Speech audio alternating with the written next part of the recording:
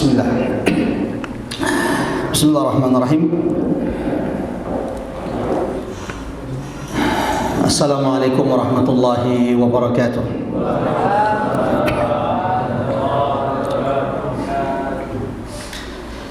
Alhamdulillah. Alhamdulillahi adada khalqih wa ridha nafsih وزنة عرشه ومداد كلماته. الحمد لله الذي لا إله إلا هو الأحد الصمد لم يلد ولم يولد ولم يكن له كفوا أحد. الحمد لله حمدا طيبا مباركا فيه ملء السماوات وملء الأرض وملء ما بينهما. أشهد أن لا إله إلا الله وحده لا شريك له وأشهد أن محمدا عبده ورسوله المبعوث رحمة للعالمين. اللهم صل وسلم على محمد وعلى آله وصحابته ومن تبعهم بإحسان إلى يوم الدين. أما بعد. اللهم ارفعنا بالقرآن، اللهم انفعنا بالقرآن، اللهم علمنا القرآن. سبحانك لا علم لنا إلا ما علمتنا إنك أنت العليم الحكيم. قل إن صلاتي ونسكي ومحياي ومماتي لله رب العالمين. الله أكبر. Jamaah dirahmati Allah. Sini tama-tama malabih kun niya sa surah malabih kun kehadir. Berlebihan sepertinya jika Al-Fakir disebut sebagai dai nasional. Pada akhirnya keputusan berat dalam hidup meninggalkan kampus tercinta, sempat merasakan menjadi PNS Saudi selama 6 tahun, mengajar di Lipia Jakarta.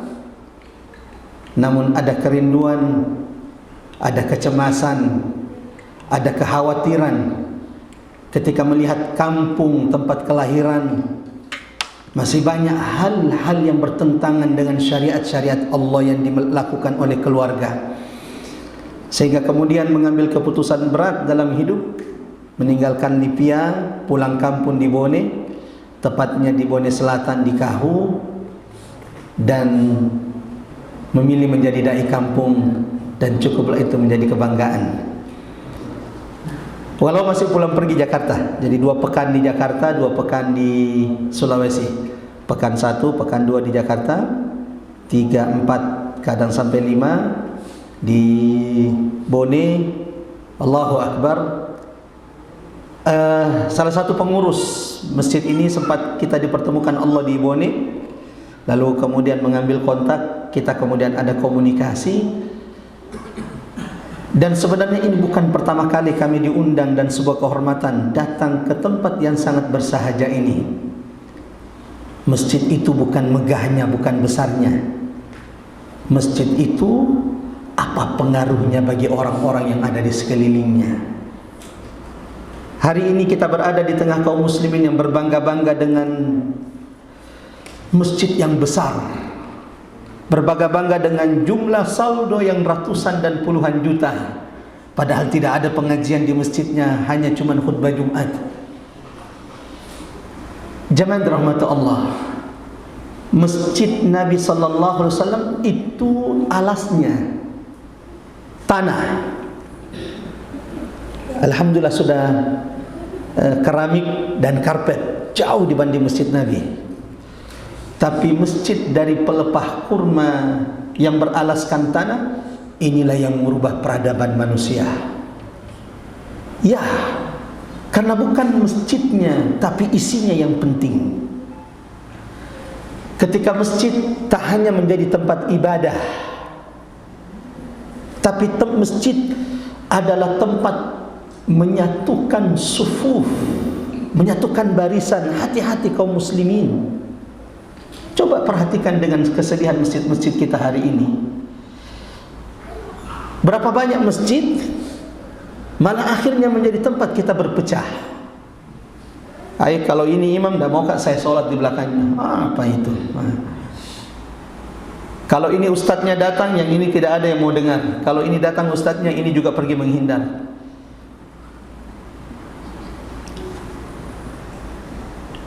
Sahabat itu saling mencari di masjid. Maka apakah Masjid Ar-Rahman ini kita juga sudah saling mencari di sini? Tapi berapa banyak masjid? Nabi SAW ketika berkumpul dengan sahabatnya, dia akan bertanya, Aina fulan kana yajlisuhuna. Mana si fulan? Biasanya duduk di sini. Maka sahabat sudah punya informasi. Ya Rasulullah, tidakkah engkau dengar bahwa fulan yang biasa duduk di sini bawa anaknya? Ini salah satu dalil kata ulama boleh bawa anak. Tapi taiseng yang letak tiwi anak, jangan ganggu juga yang lainnya. Jadi kalau belum bisa diingatkan, jangan dulu, kecuali sudah kita bisa kontrol anak kita. Masjid tempat sahabat saling mencari. Kenapa? Hati mereka sudah bersatu. Sayangnya kita kadang cuma soft kaki yang diperhatikan, tapi hati kita bercerai-berai. Dan padahal yang mana lebih penting bersatu, kaki kita atau hati kita? Kalau ditanya dua-duanya penting, ya. Tapi jauh lebih penting adalah bersatunya hati-hati kaum muslimin. Yang ketiga, masjid itu jamaah rahmat Allah bukan hanya tempat ibadah, tempat sahabat saling mencari satu sama lainnya, menyatukan barisan hati-hati mereka. Masjid itu di zaman Nabi tempat mendidik para sahabat, punya peran dakwah dan pendidikan. Berapa banyak masjid yang punya kegiatan pengajian rutin mingguan? Tapi kalau tanya berapa banyak yang kemudian saldonya jutaan, banyak sekali. Ini yang perlu dicerahkan, ya. Jamaah yang dirahmati Allah Subhanahu wa taala. Masjid juga punya peran ekonomi. Ketika Nabi SAW sampai di Madinah, yang mana yang pertama kali dibangun Nabi? Masjid dulu atau pasar dulu? Ini perlu diingatkan lagi dengan sejarahnya nih. Yang mana yang pertama kali dibangun Nabi? Masjid dulu atau pasar? Masjid. Baru setelah itu pasar. Kenapa? Karena kalau kaum muslimin sudah terdidik, terbina, tertarbiyah di masjid, maka pasar itu akan menjadi tempat rahmat.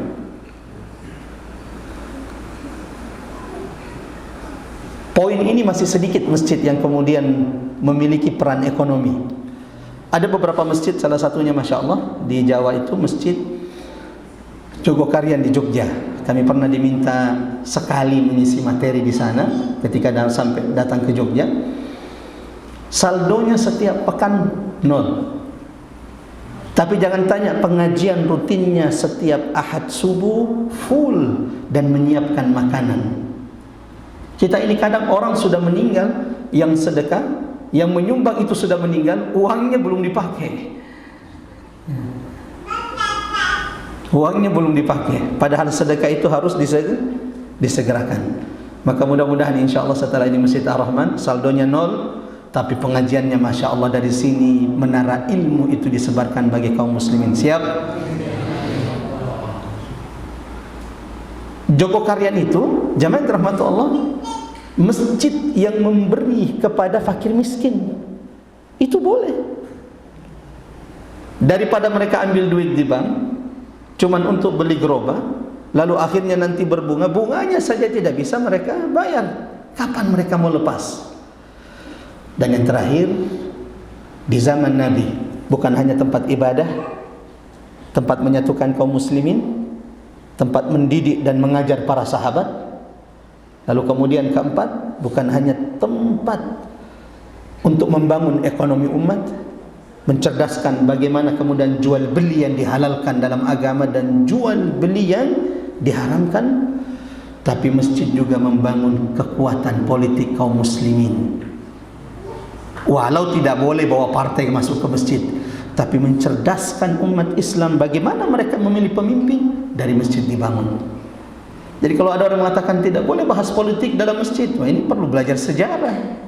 Nabi SAW, jamaah rahmati Allah, menyiapkan pasukan perang di mana? Musyawarahnya di masjid. Bahkan kalau ada musuh yang ditawan oleh kaum muslimin, di mana diikat? Di masjid. Sampai kemudian ada kisah seorang tawanan yang akhirnya masuk Islam setelah mendapati bagaimana mulianya akhlak baginda Rasulullah sallallahu alaihi wasallam. 3 hari dia diikat di salah satu tiang masjid. Lalu Nabi setiap hari juga mendatanginya, lalu menanyakan kabarnya, lalu mengingatkan sahabat, berikan pelayanan terbaik kepada orang ini. Sampai dia mendengar bahwa makanan yang anda makan adalah makanan yang datang dari rumah Rasulullah sallallahu alaihi wasallam. Allahu Akbar. Hari ketiga ketika dia akhirnya dilepaskan, silakan anda kembali kepada keluarga anda. Pulang, diambil tunggangannya, dikira tunggangannya sudah dibagi-bagi, ternyata tunggangannya masih ada, tidak lecet sedikit pun ontanya. Pulang, baru kemudian berapa ratus meter dari masjid Nabi melihat ada sumur mandi. Lalu kembali pulang menemui Rasulullah, menjulurkan tangannya, asyhadu an la ilaha illallah wa asyhadu anna Muhammadar Rasulullah. Sebelum mulai kajian kita pada malam hari ini, karena saya diberikan tema berat sekali ini mestinya berjilid-jilid ini, peran sahabat, kiprah sahabat dalam membela agama Islam. Allahu Akbar. Ini berarti kita harus bercerita sahabat-sahabat Nabi, mulai dari Abu Bakar As-Siddiq sampai sahabat yang lahir sebelum wafatnya Nabi sallallahu alaihi wasallam. Ini sampai ini enggak berhenti-berhenti nih kita bahas ya. Tapi sebelumnya saya ingin mengucapkan, man lam yashkurin nas lam yashkurillah. Barang siapa yang tidak pintar berterima kasih kepada manusia, jangan harap dia pintar berterima kasih kepada Rabbnya, kepada Tuhannya. Hari ini, malam ini kita bisa berkumpul di tempat ini. Ada saudara-saudara kita yang Masya Allah berbuat, mengajak, mengumumkan, mendoakan. Saya hanya bisa berdoa mudah-mudahan setiap yang telah berbuat, berusaha mendapatkan pahala terbaik di sisi Allah. Dan mudah-mudahan insya Allah ini bukan pertemuan terakhir. Namun jika Allah tidak merezekikan lagi pertemuan di dunia, mau'iduna indal haud, semoga pertemuan berikut kita adalah di Telaga Kautsar Nabi Muhammad sallallahu alaihi wasallam, inda jannatin naim. Semoga pertemuan kita kelak di surga Allah bersama baginda Rasulullah sallallahu alaihi wasallam. Ikhwatal iman azanallahu wa iyyakum ajmain, jamaah rahmatul Allah Subhanahu wa taala. Berbicara tentang sahabat-sahabat Rasulullah sallallahu alaihi wasallam, berarti kita berbicara tentang khairul qurun, generasi terbaik dari umat ini. Manusia-manusia al-akhyar yang dipilih oleh Allah berada di sekitar Rasulullah sallallahu alaihi wasallam, memandang wajah Rasulullah, duduk di majlis Nabi, bertanya kepada Nabi, makan bersama Nabi sallallahu alaihi wasallam, minum bersama Nabi sallallahu alaihi wasallam, berkumpul bersama Nabi, berjuang berdarah-darah membela agama Allah bersama Rasulullah sallallahu alaihi wasallam. Maka jangan pernah GR, kita ini lebih baik dari mereka. Karena Nabi SAW mengatakan khairul qurun, sebaik-baik generasi umat ini, qarni, adalah mereka yang hidup di masa baginda Rasulullah sallallahu alaihi wasallam. Siapa mereka? As-sahabatu radhiyallahu anhum ajmain. Mereka adalah sahabat-sahabat Rasulullah sallallahu alaihi wasallam. Maka Nabi mengingatkan kita semua. Dalam hadis diriwayatkan oleh Imam Muslim dari sahabat Abi Hurairah radhiyallahu an, apa kata Nabi? La tasubbu ashabi. Jangan pernah menghina, mencela sahabatku. Is'al, isenyalemu. Karena ada orang-orang yang tidak beradab. Ada orang-orang yang sudah tersyubhatkan, lalu mulai menghina sahabat-sahabat Nabi sallallahu alaihi wasallam. Mereka mengkhianat setelah Nabi. Mereka merebut kepemimpinan dari kerabat Nabi sallallahu alaihi wasallam.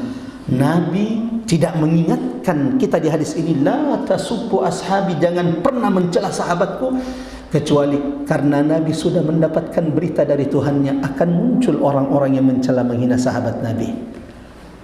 Mudah-mudahan kita dijauhkan dari kesesatan seperti ini, menghina, mencela, bahkan kerabat istri Nabi tak lepas dari celaan mereka. Ibunda Aisyah radhiyallahu anha, mereka katakan berkhianat, mengkhianati Nabi Muhammad sallallahu alaihi wasallam, padahal Allah menurunkan beberapa ayat dalam surah An-Nur sebagai bentuk bara'ah, pembebasan Ibunda Aisyah dari segala bentuk tuduhan-tuduhan dan fitnah-fitnah keji mereka. Jamaah yang dirahmati Allah, akhwatal iman azanallahu ayyakum ajma'in. Waktu kita sangat terbatas dan pembahasan kita begitu panjang. Jangankan sahabat Nabi, kita berbicara saja bagaimana kiprah, peran, tadhiyah, pengorbanan As-Siddiq radhiyallahu an, saya jamin ini bisa berjilid-jilid. Itu baru satu sahabat, sementara kita temanya kiprah sahabat, ini keseluruhan. Maka saya juga akan menggambarkan secara keseluruhan ringkasannya. Ya, mudah-mudahan itu menjadi ibrah, pelajaran penting bagi kita agar kita memuhasabah, menghitung-hitung diri kita. Ya Abdallah, ya ummatar Rasul, apa yang sudah kita lakukan untuk agama Allah Subhanahu wa ta'ala. Ada satu ayat dalam Quran, surah ke-33, yaitu surah Al-Ahzab, ayat 23, di mana ayat ini cukup menggambarkan bagaimana besarnya pengorbanan sahabat. Dan siapapun yang ingin mendapatkan kemuliaan di sisi Allah, siru, ikuti jejak mereka. Sahabat yang Allah sudah sematkan bagi mereka, was-sabiqunal awwalun, dan orang-orang yang terdahulu masuk Islam, minal muhajirin wal ansar, dari kalangan muhajirin dan kalangan ansar. Apa gelar kemuliaan yang Allah sematkan kepada mereka? Radhiyallahu anhum wa radu an. Allah, jadi tidak boleh orang bilang Umar Makkah radhiyallahu an. Kenapa? GR sekali ini Ustaz, tidak boleh. Kenapa? Siapa yang telah mentazkiyah, merekomendasikan, mengatakan itu buat anda? Boleh kita doakan Umar Makkah hafizahullah, itu boleh. Kalau sudah meninggal Umar Makkah, Allahu yarham. Tapi orang yang hidup di antara kita tidak boleh menggunakan radhiyallahu an illa sahabah, kecuali sahabat-sahabat Nabi. Kenapa? Allah telah menyematkan kemuliaan ini bagi mereka sebagaimana Allah abadikan dalam Quran surah ke-9 At-Taubah ayat ke-100. Radhiyallahu anhum wa radu an. Allah telah ridha terhadap mereka sebagaimana mereka telah ridha kepada Allah Subhanahu wa ta'ala. Kembali, ada satu ayat dalam Quran surah Al-Ahzab surah ke-33 ayat 23. Mohon diingat, Quran surah 33 Al-Ahzab ayat keberapa? Siapapun yang ingin mengetahui apa yang sudah dilakukan sahabat-sahabat Nabi, ayat ini setidaknya memberikan gambaran besarnya pengorbanan mereka. Kita dengarkan dulu ayatnya. A'udzubillahi minasyaitonirrajim. Minal mu'minina rijalun sadaqu ma 'ahadullah. Minal mu'minina rijalun sadaqu ma 'ahadullah alaih.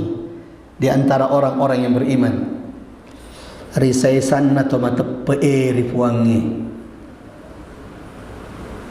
Rijalun sadaqu, ada orang-orang beriman yang senantiasa membenarkan janji mereka kepada Allah.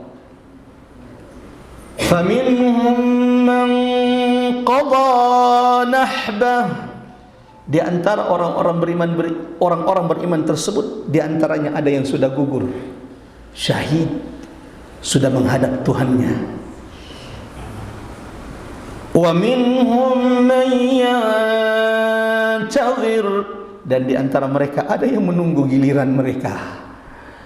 Wa ma baddalu tabdila, sekali-kali mereka tidak pernah merubah kesetiaan janji mereka kepada Allah Subhanahu wa taala.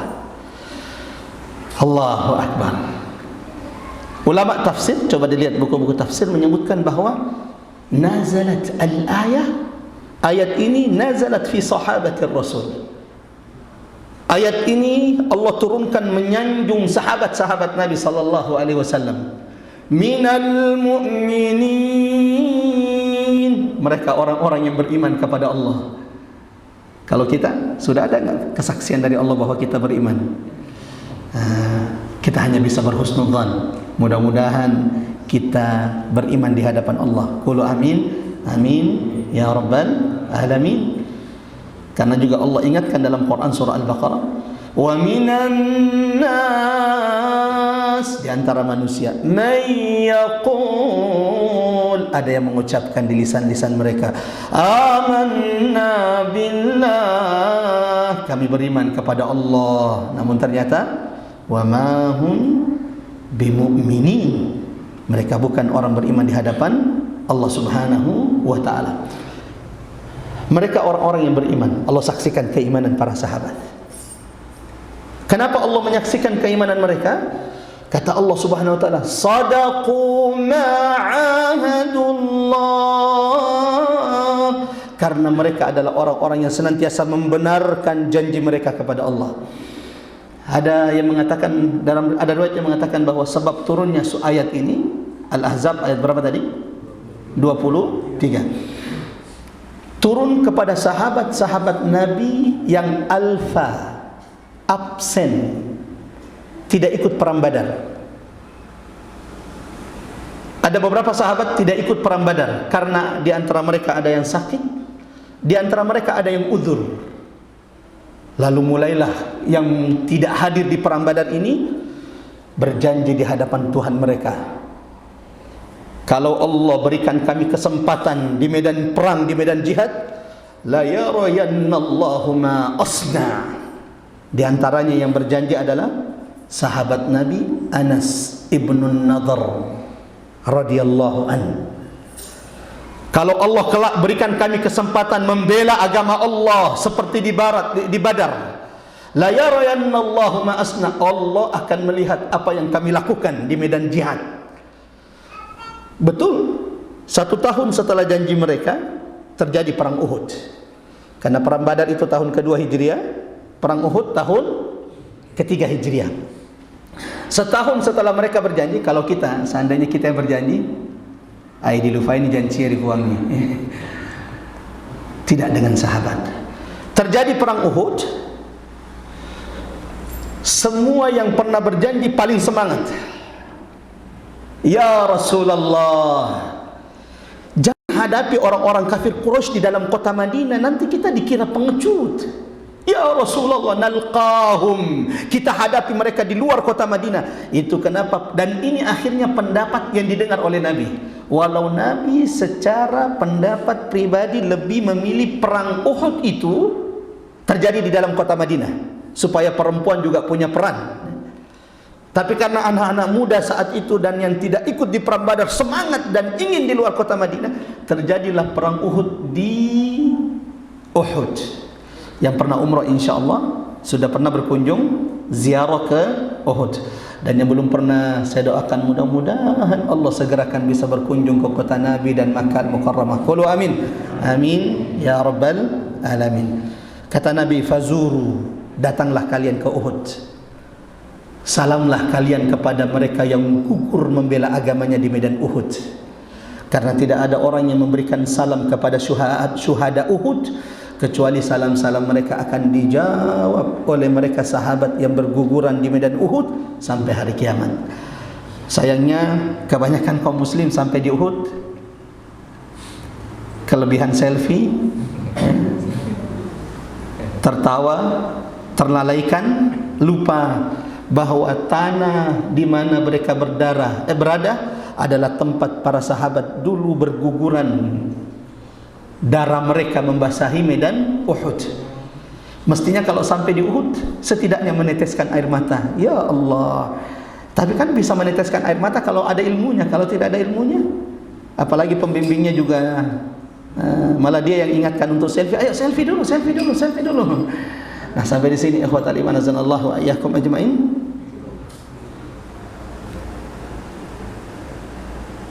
Anas ibn Nadhr di antara sahabat yang berjanji, kalau Allah berikan saya kesempatan membela agamanya, maka Allah akan melihat apa yang aku lakukan. Perang Uhud sama-sama kita tahu ceritanya, kisahnya. Kaum muslimin awalnya menang, betul atau tidak? Sampai kemudian ketika pasukan kafir mundur, sibuk mengumpulkan harta rampasan perang. Pasukan pemanah tergoda, padahal sudah diingatkan Nabi, apapun yang terjadi jangan pernah turun. Sampai kalau kami terbunuh, jangan pernah turun. Bahkan jika engkau melihat mayat-mayat kami dimakan oleh burung-burung, jangan pernah tinggalkan tempat kalian. Tapi memang yang paling berat itu godaan dunia. Salah satu ujian para dai, para ustaz, wanita, tahta, harta. Dan ini yang pernah diiming-imingkan kepada Nabi. Wahai Abu Talib, tanyakan anak saudaramu, kalau dia mau harta kami kumpulkan harta untuknya. Kalau mau dia jadi komisaris, maksudnya mau tahta, mau jabatan, kami berikan dia jabatan. Kalau dia ingin wanita, kami carikan dia wanita tercantik. Namun Nabi mengajarkan kepada kita tentang keteguhan dalam dakwah. Ketika Nabi berkata, ya wahai paman, law wada'u syamsa an yamini, seandainya mereka meletakkan matahari di tangan kananku dan bulan di tangan kiriku, ala an atruka hadzal amr, agar aku meninggalkan perjuangan dan dakwah ini, saya tidak akan meninggalkannya. Mudah-mudahan Allah sabarkan, Allah teguhkan kita semuanya. Anas ibn Nadhr, tadi saya dengan Ustaz 1925 itu mulai pertanyaan. Saya belum masuk ini, baru muqaddimah ya. Anas ibn Nadhr salah satu sahabat yang berjanji, kalau Allah berikan kesempatan membela agama Allah, ya Allah, engkau akan melihat apa yang aku lakukan. Terbukti di perang Uhud, ketika pasukan musyrikin sudah dipukul mundur, pasukan kaum muslimin sibuk mengumpulkan harta rampasan perang, pasukan pemanah meninggalkan pos mereka, padahal Nabi sudah ingatkan, ajak musalaiki onromu. Mohon maaf, ada teman-teman dari Jawa di sini yang tidak paham bahasa Bugis. Ini perlu, jangan sampai saya kebanyakan kosakata Bugis sementara ada saudara-saudara kita yang tidak paham di sini. Jangan tinggalkan tempatmu.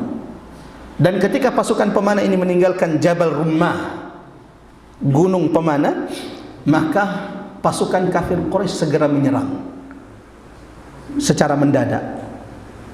Giliran kaum muslimin dipukul mundur.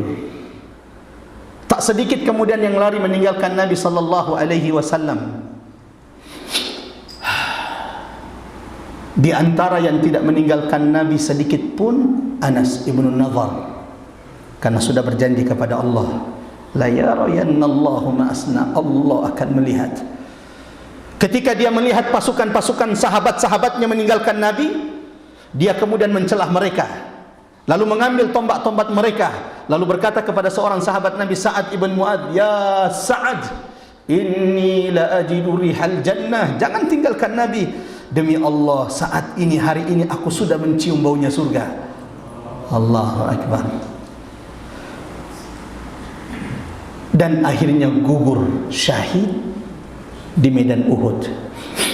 Nabi SAW setelah perang Uhud mengumpulkan sahabat-sahabatnya. untuk melihat siapa yang gugur, karena Nabi tahu bahwa di antara yang gugur ada paman tercinta Asadullah, singa Allah, Hamzah ibnu Abdil Muttalib, yang jantungnya dikeluarkan oleh Hindun, dan itu sangat menyakitkan bagi Rasulullah sallallahu alaihi wasallam. Di antara sahabat yang tidak ditemukan adalah sahabat yang pernah berjanji, lalu Allah turunkan ayat ini karena memenuhi janjinya di Uhud. Siapa itu? Anas ibnu Nadhr. Dicari oleh Nabi, tidak ditemukan. Sampai kemudian ada jasad, ada salah satu jasad, tidak ada yang mengenalinya. Ini punya siapa? Ini jasadnya siapa? Karena bid'un wa thamanun, lebih dari 480 tusukan sabetan pedang di tubuhnya. Sampai wajahnya tidak dikenali. Ini siapa? Tahukah antum siapa orang yang tidak dikenali wajahnya oleh sahabat-sahabat yang lain? Dialah yang pernah berjanji, Anas ibnu Nadhr, Allah akan melihat apa yang aku lakukan di medan perang untuk membela agamanya. La haula wala quwata illa billah. Bagaimana dia dikenali? Yang mengenalinya cuma saudarinya, kakak perempuannya. Dari mana dia kenali? Dikenalinya dari jarinya. Ini Anas ibnu Nadhr, saudaraku, ini tandanya jarinya, karena wajahnya sudah tidak berbentuk. Pertanyaannya, apa yang sudah kita lakukan untuk agama Allah? Mereka sudah memberikan bukan harta tapi nyawa untuk agama Allah Subhanahu wa taala. Tahaddusan bin nikmah, mudah-mudahan Allah jauhkan dari riya. Sebelum datang ke kajian di Makassar, persisnya kemarin, Allah muliakan kami jatuh dari motor. Saya katakan Allah muliakan kami jatuh karena di jalan dakwah. Ketika berangkat ke daerah Bontocani, salah satu daerah pegunungan di Bone, naik motor, qaddarallah, mudah-mudahan Allah bersihkan dari khilaf, dari dosa, jatuh. Saya sempat khawatir tidak bisa ke Makassar ini, padahal sudah ada 2 janji. Tablik akbar di Urip dengan sudah terlanjur janji malam ini di Masjid Nurul Rahman. Alhamdulillah jemaah rahmat Allah, Allah masih berikan kesempatan kita bersilaturahim malam hari ini untuk memuhasabah, saling mengingatkan. Ini sahabat Nabi dengan perjuangannya, apa yang sudah kita lakukan untuk agama Allah Subhanahu wa taala. Jadi kalau ditanya, apa kiprah sahabat? Sahabat itu demi membela agama Allah, bukan 100.000, bukan 1 juta yang dikeluarkan, bukan rumah yang diwakafkan. Apa yang diberikan sahabat? Ruh, nyawa mereka di jalan Allah yang diberikan. Jangan tanya ada berapa banyak sahabat yang demi membela agama Allah, demi membela Rasulullah sallallahu alaihi wasallam, ruh termahal yang mereka miliki, mereka kemudian berikan untuk agama Allah, sehingga Allah abadikan perjuangan orang-orang beriman, sahabat-sahabat dalam Quran surah Al-Baqarah ayat 207. Wa minan nas, di antara manusia, man yashri nafsahu batigha'a mardatillah, ada yang menjual nyawanya, dirinya demi mendapatkan ridha Allah Subhanahu wa taala. Ini kalau kita mau bicara tentang siapa saja sahabat-sahabat yang gugur demi menegakkan, membela agamanya, saya jamin ini juga berjilid-jilid. Tapi cukup satu contoh. Siapa itu?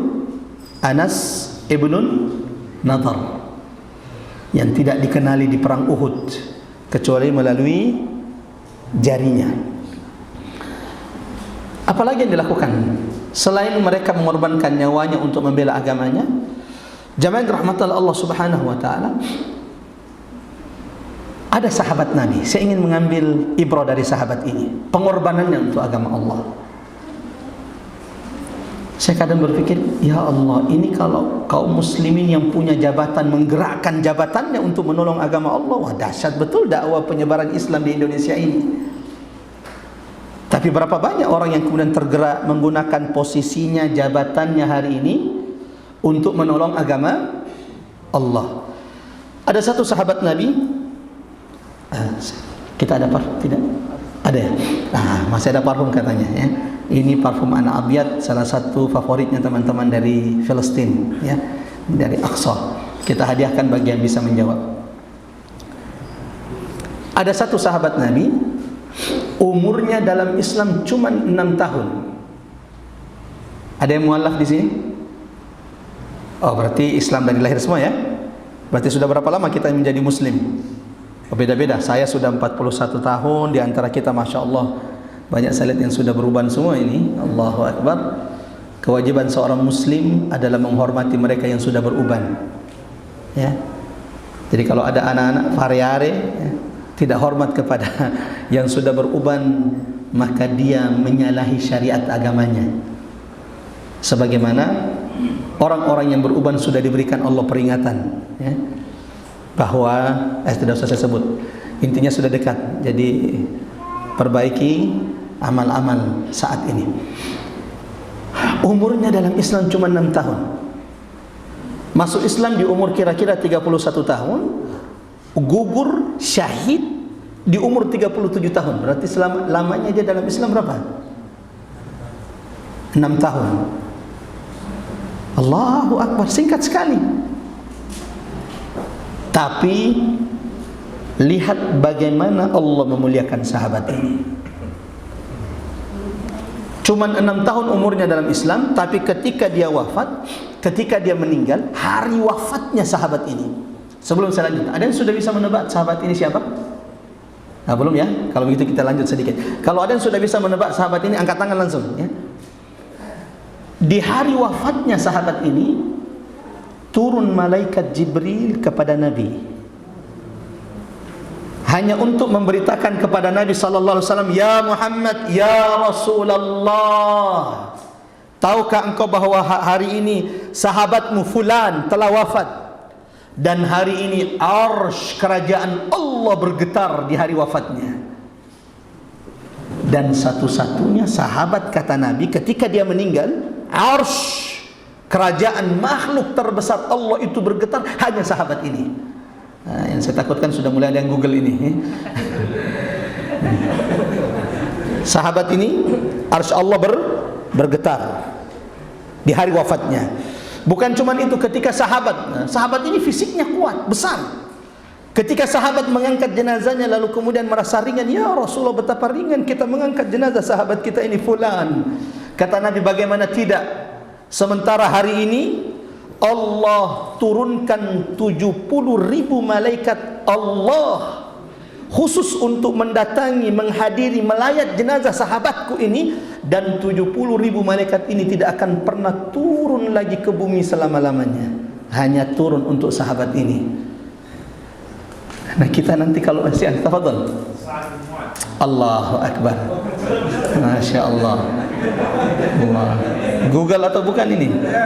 Bukan ya, Masya Allah. Masya Allah. Barakallahu fiik. Kita siapkan parfumnya nanti ya, kalau sudah datang ya. Parfum plus bidadarinya, tapi bidadarinya nanti di surga ya. Ya, langsung diambil hadiahnya, Masya Allah. Barakallahu fiik. Masya Allah, langsung diambil hadiahnya. Tafadhal. Masya Allah. Ini langsung bawa dengan anak-anaknya nih. Masya Allah. Hayakumullah. Barakallahu fiik. Berapa tahun umurnya dalam Islam? 6 tahun. Tapi ketika dia meninggal, arsy kerajaan Allah bergetar. Yang kedua, 70.000 malaikat turun dari langit, tidak akan pernah turun, khusus turun hanya untuk melayat jenazah sahabat ini. Allahu Akbar. Yang kita pikirkan kalau kita meninggal gimana? Pertanyaannya, apa yang sudah dilakukannya? Hal besar apa yang sudah dilakukannya sehingga waktu yang sangat singkat mendapatkan kemuliaan ini? Jangan kita sudah 40 tahun dalam Islam tapi kita belum berbuat apa-apa. Di antara kita ada yang umurnya dalam Islam 60 tahun, 70 tahun, tapi bukannya menguatkan Islam, tapi malah melemahkan Islam dengan perbuatannya. Sudah beruban, belum juga bisa meninggalkan zina. Padahal Nabi sudah ingatkan thalathatun, ada 3 kelompok yang tidak akan pernah ditemani Allah berbicara pada hari kiamat. Wala yanzuru ilaihim, dan tidak akan pernah dilihat oleh Allah. Siapa di antaranya? Syaikhun zanin, sudah tua, sudah bau tanah, sudah beruban, tapi belum meninggalkan zina, maksiat yang dibenci oleh Allah Subhanahu wa ta'ala. Salah satu hal besar yang dilakukan oleh Sa'ad ibn Mu'adz sehingga mendapatkan kemuliaan ini, dakwanya dengan posisi dan jabatannya. Umurnya sangat singkat, tapi ketika hidayah Islam datang kepada dia, yang dia pertaruhkan jabatannya. Kan kita ini banyak, ini kalau saya lakukan program Islam ini kemudian atasan tegur, saya bisa diturunkan dari posisi ini nih. Sa'ad bin Mu'adz bukan itu yang difikir.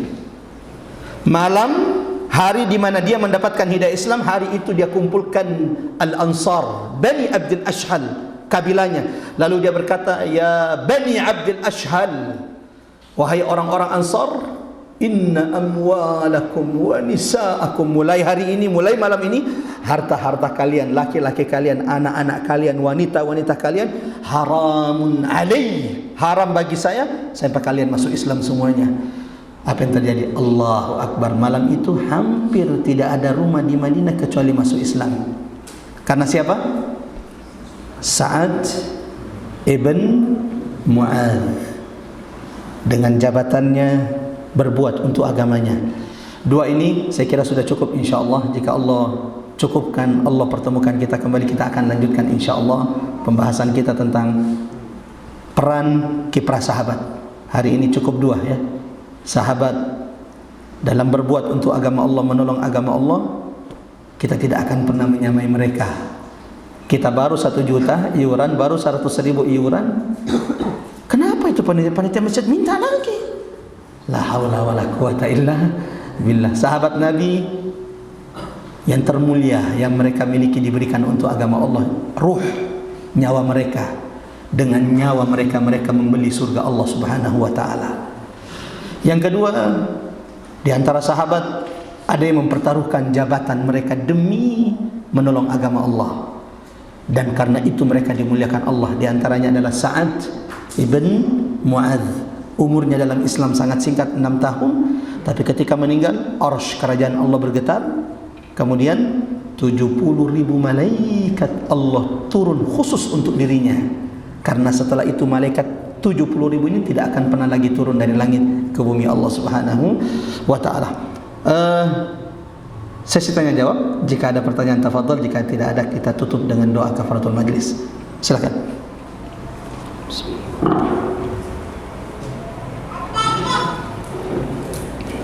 Ya, kita hitung sampai 5. Jika sudah tidak ada pertanyaan, insyaallah. Iya, silakan. Masya Allah. Waalaikumsalam warahmatullahi wabarakatuh. Mendengarkan tadi kemuliaan para sahabat, saya apakah ada amalan yang bisa kami lakukan untuk generasi sekarang dan bisa kira-kira bukan menyamai tapi mengikuti para sahabat? Allahu Akbar. Allahu Akbar. Allahu Akbar. Tadi kan kita baru sebut 2 ya. Dan ini amalan yang bisa kita ikuti. Tapi yang pertama kayaknya berat sekali kita lakukan ya. Terlalu cepat kita mati kayaknya ini. Maksudnya ini, ya Allah, kalau memang Allah suatu saat wajibkan itu kepada kita, ya mau bagaimana lagi. Tapi kan sekarang ini alhamdulillah Indonesia aman, tentram. Berarti opsi lain yang kita lakukan. Setiap kita bisa menyuruh manusia ke agama Allah dengan kemampuan yang kita miliki. Sayang sekali memang banyak orang mengira bahwa dakwah itu mesti dengan ceramah. Padahal ceramah itu hanya bagian kecil dari dakwah. Ceramah itu hanya bagian kecil. Yang bisa ceramah, jangan kegeeran bahwa Anda yang telah menyeru manusia ke agama Allah. Ada banyak orang walau dia tidak ceramah, bisa jadi catatan dakwanya di jalan Allah itu lebih baik daripada kita. Yang bisa ceramah, yang bisa dengan lisan, sampaikan dengan lisan. Dan istiqomalah menyuruh manusia dan berbuatlah karena Allah tanpa meminta bayaran imbalan dari manusia. Tapi bisa kita ceramah Ustaz, berapa dulu anunya di situ? Allahu Akbar, Allah Maha Kaya. Allah Maha Kaya. Wala ajru rabbika khairun wa abqa. Pahala kebaikan yang Allah janjikan jauh lebih besar. Ini Masya Allah salah satu nasihat yang tidak akan pernah kami lupakan dari Andre guru kami, dari ayahanda Guru Tak Petalan Andre Said, pimpinan pesantren Darul Hufat 77. Berbuatlah untuk agama Allah dan jangan pernah hitung-hitungan, karena pada akhirnya Allah memberikan sesuatu yang tidak pernah engkau hitung. Yang bisa berdakwah dengan hartanya, berdakwahlah dengan hartamu. Hari ini kan kenapa umat Islam tertindas, kenapa umat Islam terzolimi walau kita banyak? Apa yang dikatakan oleh Nabi? Ya Rasulullah, amin qillati nahnu yawma idh. Apakah ketika kami dikerumuni saat itu di akhir zaman seperti makanan? Kan Nabi mengatakan itu. Yushaku, hampir-hampir akan datang kepada kalian. An yatada'a alaikumul umam. Umat-umat akan mengelilingi kalian, wahai umatku kaum muslimin. Seperti orang-orang kelaparan mengepung berkeliling kepada makanan. Di antara ijaz nabawi kata ulama, hadis ini memberikan banyak isyarat. Umat Islam atau negara-negara Islam di akhir zaman itu kaya raya semuanya. Walau kebanyakan kekayaannya dicuri sama orang luar, ya. Tapi ini salah satu ijaz nabawi. Nabi itu tidak seperti kita, memberikan permisalan itu bukan biasa. Wa ma yantiqu anil hawa in huwa illa wahyun yuha. Nabi itu berbicara dengan wahyu. Maka ketika Nabi memperumpamakan umatnya dengan sesuatu, itu mesti ada maknanya. Nabi memperumpamakan umat Islam kaum muslimin di akhir zaman seperti makanan. Itu menunjukkan, kata ulama, negara-negara yang Islam itu subur tumbuh adalah negara yang dikayakan Allah. Jangan tanya kenapa mereka memporak-porandakan Irak. Itu karena emas Irak yang sudah dinubuatkan Nabi sallallahu alaihi wasallam. Jangan tanya kenapa mereka mengadu domba kita di Indonesia. Itu terlalu banyak tambang nikel emas yang ada di Indonesia.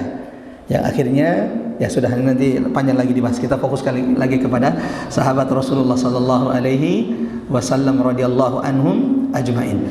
Artinya bahwa setiap kita bisa berbuat untuk agama Allah.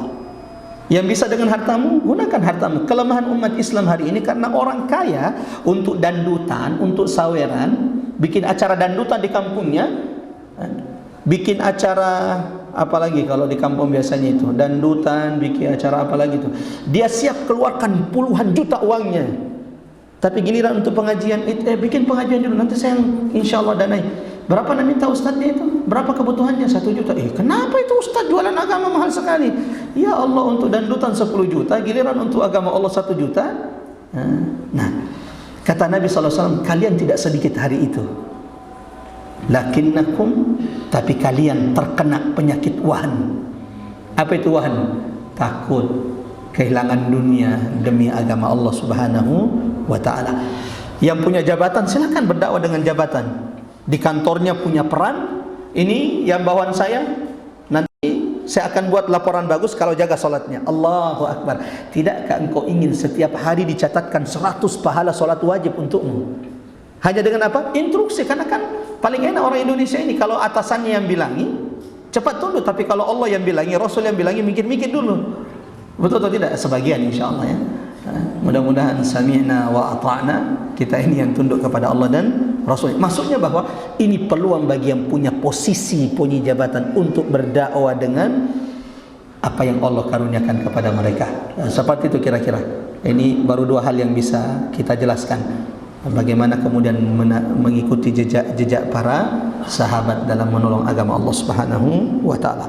Karena sudah azan, jamaah yang dirahmati Allah Subhanahu wa ta'ala, kita berikan pertanyaan untuk mendapatkan hadiah parfum. Yang tahu jawabannya langsung angkat tangan. Ayat dan surah yang tadi kita bacakan menggambarkan pengorbanan sahabat. Tafadhal. Masya Allah. Quran surat 33 Al-Ahzab ayat 23. Masya Allah, silakan.